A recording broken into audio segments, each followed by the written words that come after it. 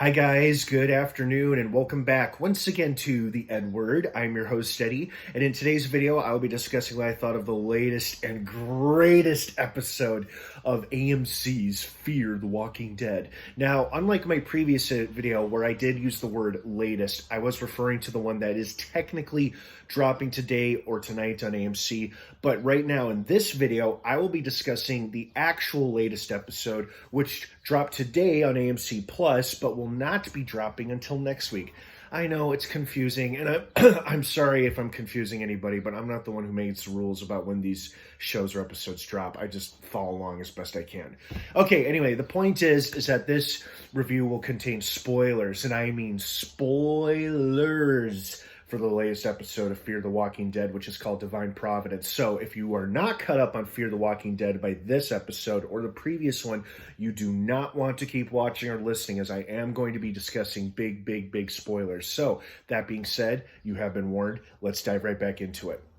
This might have been one of the best, if not the best episodes of this season, because it gave me personally what I was hoping to see, that Alicia simply being there would snap Strand out of this megalomaniacal stance he's got around himself. I mean, it kind of did, it kind of didn't, but the episode did take an unexpected turn where another character assumed the role of the villain rather than Strand, and it was Wes, which of course ended in tragedy when Strand put him down. And I don't know if Alicia was actually getting through to him or not, because I feel like Wes was absolutely going to stand his ground and seemed absolutely willing to do what was necessary, which in his mind would have been to kill both Strand and Alicia if it meant keeping the tower safe and intact. But of course, Strand put him down so that they could turn off the beacon, because, you know, Strand kind of came around to his senses. And I also loved how this episode reminded us that despite all the terrible things he's done this whole season, Strand is still a human being who feels things. And this is why I still like him, because he's not entirely just a selfish asshole. Yes, he comes off that way a majority of the time, but he does care about other people, or he does care about Alicia specifically. Finally confirming what I think a lot of us have long suspected, that he always viewed or regarded her as the daughter he never had, which would make a lot of sense considering everything they've been throughout the entire series of this show, not just this season, but the whole series as a whole. You know, this episode was another great ensemble episode. We got to see the Rabbi Jacob again. Didn't have any lines, but it was nice to see that he's still alive after all this time. It was great to see all of our characters on screen together once, and then everybody reuniting once they're outside. Sarah and Wendell, the twins, hugging each other, and then everybody seeing each other. And then I also loved how, despite all the crap they've done to each other and a million reasons they all have to hate, despise, and not trust each other, Alicia, Strand, and Daniel, none of them kill each other, even though all three of them have every right to mistrust and hate each other for multiple reasons, not just covering this season, but the whole series. None of them do it. They still work together. They may not feel as strongly about one another as they once did, but it is remarkable, just remarkable to see what people are still capable of, even in the darkest moments or in heightened circumstances. I did really like the fact that Daniel has finally snapped out of it. Like, he's no longer in this confused state where he thinks Ophelia is still alive and whatnot. Sure, he's justifiably angry at mostly Luciana, but partly Strand as well, for playing along with it, about them lying that she was alive and in the tower. But I also loved how seeing the unfortunately doomed Charlie is what helped snap him out of it, bring him back to reality, and bring him back into the fold amongst the ensemble, because he was the one telling everyone to get inside and whatnot, and that Strand and Alicia were turning off the beacon. So I did like that part of it. I also loved how you could tell Strand, when he realized Daniel was under the false impression Ophelia was alive, you could tell he actually did feel sorry for the old man, and he felt sorry for his old companion.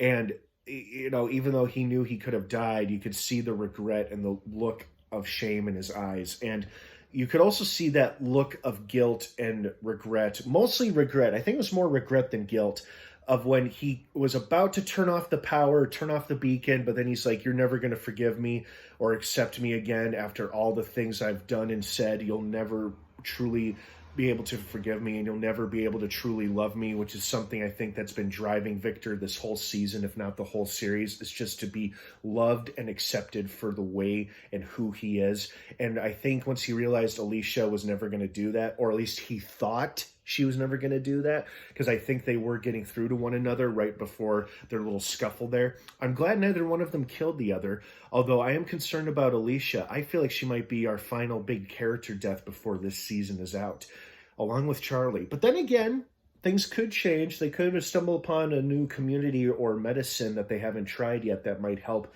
both or one of them. So we'll see what happens. But of course, this being the world of The Walking Dead, of course, it is always engulfed in ironic tragedy. They defeat most of the Rangers. The beacon is destroyed either way. Everybody gets inside. The radioactive walkers are still in the way, but everybody's now inside. But now the roof is on fire. Alicia has fainted once again, and she is in an inaccessible spot on the top of the tower where Strand can't reach her. And even if he were to try to, he'd have to get through the roaring flames, which have now, of course, set the roof of the tower on fire, which means the whole place is probably about to go up in smoke, or gradually will. So now the characters who just got inside to escape the highly dangerous and radioactive walkers are going to be forced to venture back out into the world because their new home is, of course, on fire. It's just one tragic irony after another on this show with our characters. Not just this show, but the main show as well. The same shit happens. They find a temporary safe place, but then shit goes down very fast or over the course of time, and of course they're forced to flee. But you know what? That's life in the zombie apocalypse. So this was a great episode. I thought it was a great ensemble piece with all the characters, or most of them there. It was some excellent character moments between Strand and Alicia, Strand and Daniel, Daniel and Charlie. It was beautiful, very well done, very exciting episode. I kind of didn't like seeing Wes go, but I do get it though. They certainly took his character in an arc in a direction I did not see coming or ever think was going to happen. My biggest theory with Wes, and this is one I developed maybe in season 5 or last year, season 6, when we first met him, because he was a fairly new character. I thought they were setting him up for a romantic plot with him and Alicia, because it felt like there was some chemistry there and they were attracted to each other. But then shit went down with Teddy and the nuclear warheads, and then everyone was scattered, and it became pretty clear, pretty obvious that that wasn't the direction they were going to go in.